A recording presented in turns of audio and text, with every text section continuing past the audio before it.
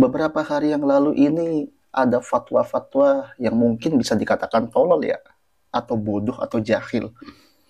Yang pertama fatwa atau pernyataan boleh menikahi ibu mertua. Yang kedua bahwa Sunan Gunung Jati itu menikah dengan ibunya sendiri. Ya Allah ya Karim. Nah ini yang menyampaikan, yang menyatakan adalah siapa? Bahar dan juga Pak Rizik Syihab. Loh, kenapa kok mereka sampai saat ini pun membuat klarifikasi bahwa mereka berdua ini sama alasannya? Lidahnya apa kebelit kan gitu. Lalu lidahnya itu salah ucap. Ya, ya Allah. Dia nggak mau mengakui bahwa saya kurang belajar. Nggak mengakui begitu mereka. Tapi yang disalahkan adalah lidah dan otaknya yang nggak sinkron. Ya Allah. Nah, tapi terlepas dari itu, pada akhirnya Tuhan tunjukkan balasan bagi mereka yang dimana mereka senantiasa berbuat buruk kepada orang lain. Teman-teman buka saja ceramah-ceramah mereka yang penuh caci maki. Ya Allah, caci maki, hinaan. Bahkan yang paling parah, yang paling saya benci dari Pak Bahar apa? Ketika dia menghina Syekh Panji Gumilang. Mengatakan bahwa Syekh Panji Gumilang belajarnya nggak ngenah. Ya, mungkin belajarnya digorong-gorong. Ini kan kurang ajar bagi saya. Tapi Tuhan tunjukkan, Tuhan buktikan siapa yang belajarnya digorong-gorong. Pak Bahar kah, ya, Bahar atau Syekh Panji? Kan gitu saja. Bisa dibuktikan kok, bisa dilihat kok. Gitu aja teman-teman semua. Nah, untuk lebih lengkapnya kita bahas di Celoteh Bung Udin. Mari kita bahas. Rahayu teman-teman semua, merdeka. Teman-teman semua, ada suatu doktrin yang diajarkan oleh Bahar. Sampai-sampai diajarkan kepada muridnya, yang dia berani menyatakan satu Habib Jahil lebih utama daripada 70 kiai. Kalau kata Bahar itu apa? Oh enggak, itu dia salah dengar. Yang benar itu mana yang lebih diutamakan? Ulama yang alim apa syarif yang jahil? Nah, Bahar mengatakan bahwa syarifun jahil lebih diutamakan. Alasannya apa? Karena dia bernasab kepada Rasulullah. Nah, sebenarnya ini sebagai afirmasi dan juga argumentasi bahwa menyatakan, ya, sekalipun para habaib ini goblok, para habaib ini bodoh, tapi karena dia bernasab kepada Nabi, harus diutamakan. Kan begitu intinya. Nah, tapi lucunya, Baharnya lepas tangan ketika ada muridnya yang mengartikan sama seperti itu. Bahkan mengatakan, oh bahwa itu murid saya aja tuh, mungkin pas ngaji tidur, kan gitu. Lepas tangan mereka, nggak mau tanggung jawab. Lalu juga siapa Pak Rizik Syihab ini? Ceramahnya udah berani-berani, suaranya keras, dikit-dikit takbir. Giliran ngejelasin Gunung Jati, Sunan Ampel, Sunan Gresik, salah semua. Lebih parah ketika ngejelasin siapa? Gunung Jati. Ya, Syarif Hidayatullah dikatakan dia menikahi dengan ibunya. Ya Allah. Itu memangnya Syekh Syarif Hidayatullah itu sang kuryang. Nah, kenapa sampai Rizik Syihab itu salah ucap begitu? Ya karena mereka telah menistakan ya zuriyah daripada Sunan Gunung Jati. Siapa? Syekh Raden Panji Gumilang. Hati-hati. Makanya saya bilang berkali-kali. Hati-hati, Syekh Panji Gumilang ini bukan orang biasa. Ya, dia ini malati Syekh Panji Gumilang ini. Bahkan jujur, saya pun beberapa kali dimimpikan oleh Syekh Panji Gumilang. Ya, gak perlu saya ceritakan lah bagaimana mimpinya. Takutnya nanti berbeda penafsiran. Nah, teman-teman semua, sebenarnya juga ya klarifikasi yang dilakukan Bahar ini dan juga Rizik Syihab ini kok sama sih alasannya? Yaitu lidahnya salah ucap, otaknya nggak sinkron dengan lidahnya. Kan begitu? Kok sama? Nah, ini menunjukkan bahwa Tuhan Yang Maha Esa telah memberikan petunjuk kepada kita. Ini yang kalian percayakan sebagai alim ulama, ini yang kalian katakan sebagai cucu Nabi, ini kata-kata mereka. Benar tidak? Ini sebenarnya petunjuk dari Tuhan kepada kita sebagai umat manusia untuk menilai mereka berdua. Benar nggak ucapan mereka itu? Kan begitu. Nah, makanya nggak heran. Tuhan itu nggak tidur. Ya, Pak Rizik, Pak Bahar. Anda itu senantiasa berucap kata-kata kasar, menghina orang lain. Bahkan Anda menghina orang yang salah ucap sedikit dikatakan sebagai apa? Belajar di kandang kebo. Terus si Bahar ngomong di gorong-gorong. Ya, sungguh sakit hati saya dengan perkataan kalian. Seperti itu nggak pantas. Oke, tubu ilallah. Kalau bahasanya siapa? Rizik Syihab. Saya masih ingat itu, karena saya juga sering ikut taklim beliau waktu dulu di Jakarta. Tubu ilallah, ittaqillah, takutlah kepada Allah. Oh, takut pada Allah, takut pada kalian. Intinya kan gitu aja. Itulah teman-teman semua, balasan dari Tuhan untuk mereka yang berbuat zolim dan aniaya kepada orang lain.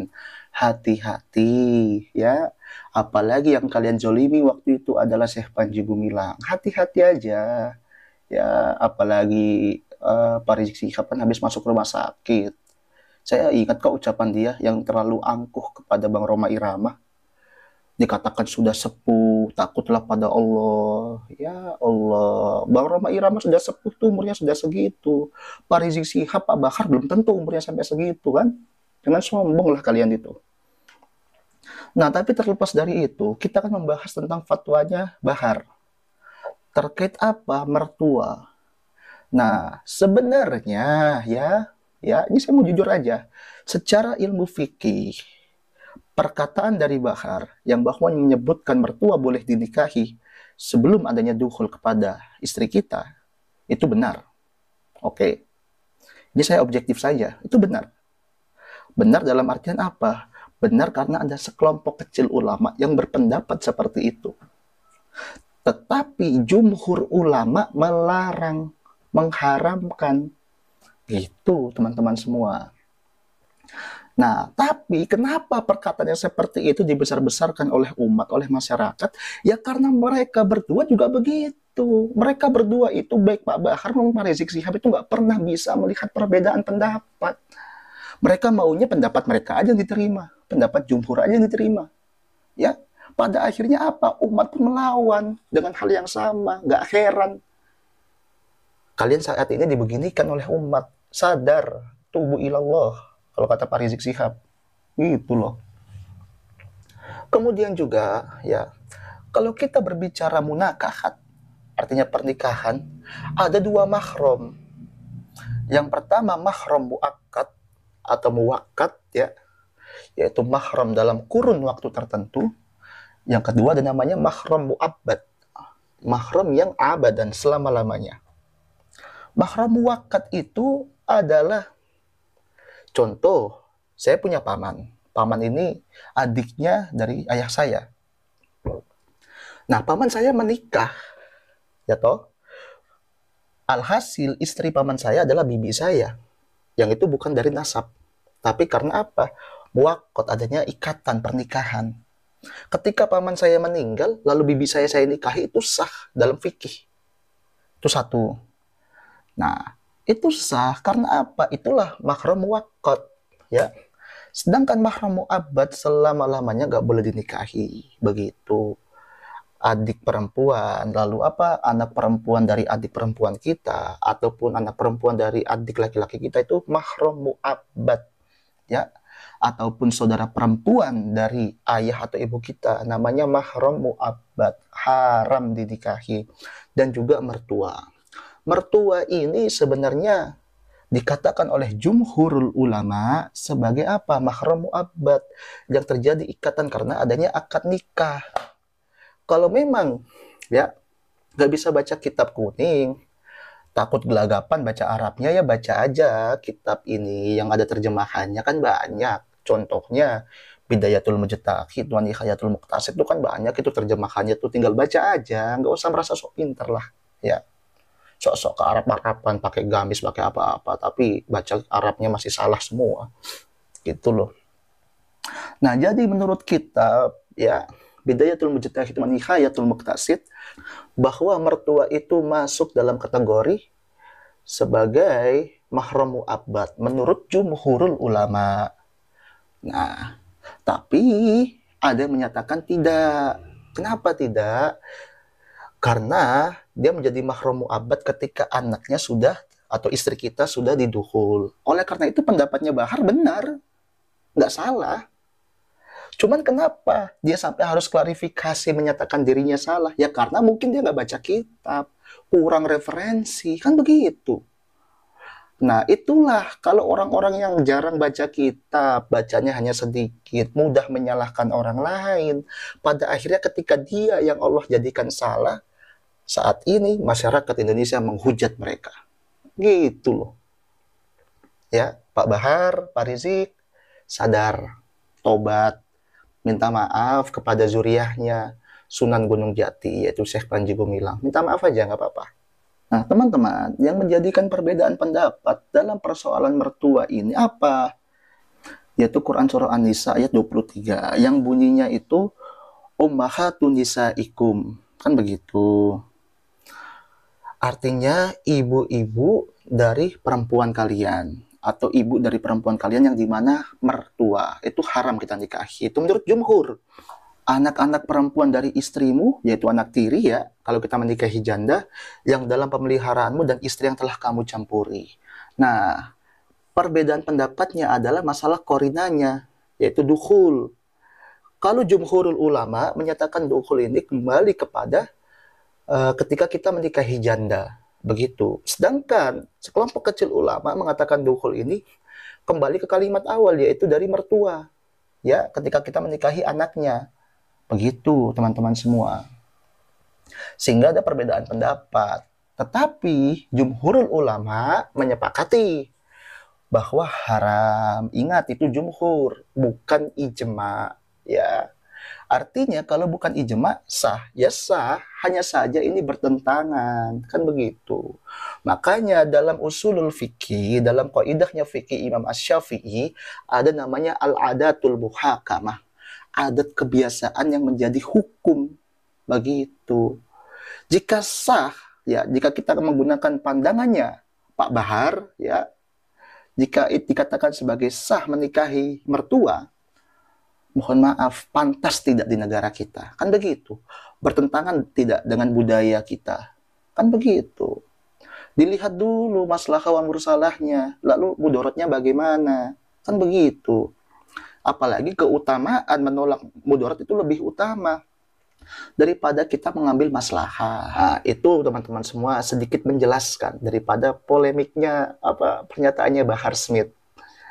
Nah, terlepas dari itu, ya, saya bersyukur kepada Tuhan, pada Allah yang Maha Esa.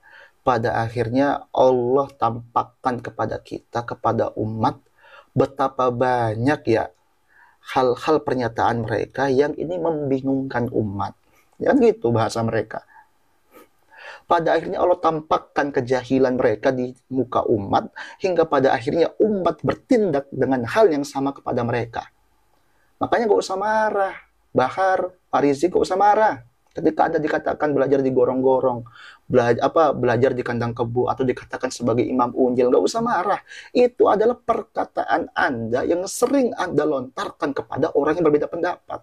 Sehingga jika saat ini Anda dibegitukan, maka terima itu sebagai akibat dari perkataan kalian. Kan itu saja. Nah, adapun kesimpulannya, perkataan Bahar terkait mertua itu sebenarnya benar. Benar dalam arti apa? Ada ulama yang menyatakan demikian. Hanya saja pandangan ini sebagai gharib. Nah, jumhurul ulama menyatakan haram.